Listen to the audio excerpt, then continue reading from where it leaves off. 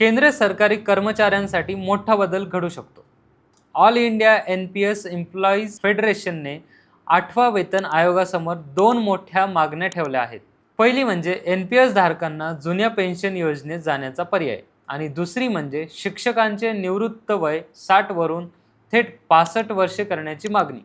यामागचं कारणही स्पष्ट आहे.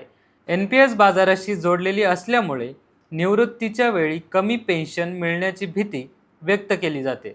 त्यामुळे OPS परत मिळावा अशी जोरदार मागणी होत आहे. पण या निर्णयाचा मोठा परिणाम सरकारी तिजोरीवर होऊ शकतो, कारण जुनी पेन्शन योजना अधिक खर्चिक आहे.